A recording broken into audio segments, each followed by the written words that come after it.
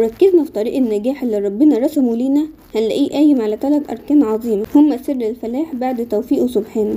الركن الأول البصيرة، هي النور اللي بيديك رؤية واضحة تفرق بيها بين الصح والغلط والحق والباطل. هي مش بس نظرة بالعين، ده إشراقة في القلب والفؤاد ربنا بيهبها لعباده المتقين المخلصين. البصيرة يعني تعرف رايح فين قبل ما تحدد هتمشي ازاي، من غيرها القوة والعزيمة ممكن توصلك للهلاك.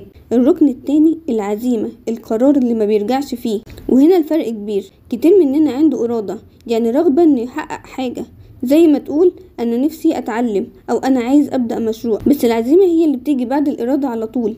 يعني تقول انا قررت اتعلم وقررت ابدأ وهكمل في الطريق ده مهما حصل. الإرادة مجرد أمنية، لكن العزيمة قرار حاسم بيتحول لفعل مستمر. وزي ما قال الإمام ابن القيم العزيمة لقاح البصيرة، يعني هي اللي بتنزل البصيرة من عالم الفكرة لعالم الواقع والتطبيق. الركن الثالث الصبر، الطريق لأي هدف يستاهل مليان تحديات وعقبات، وهنا بيجي دور الصبر اللي مش بس انتظار سلبي، ده تحمل مشاق الطريق وثبات وقت المواجهة واستمرار حتى لو النتائج مش باينة وحتى لو الدنيا مش ماشية زي ما انتوا عايزين. الصبر هو الوقود اللي بيخلي العزيمة تستمر، وهو اللي بيحول الفشل المؤقت لدرس والتأخير لتحضير للنجاح. ولو اجتمعوا ال3 دول، لو اجتمعت بصيرة وعزيمة قوية وصبر جميل، الإنسان بفضل الله بيكمل وما بيوقفش وبيوصل بإذن الله لأعلى درجات الخير في الدنيا والآخرة. فاحرصوا على الأركان دي واطلبوا العون من اللي بيده الأسباب وتنجحوا بإذن الله.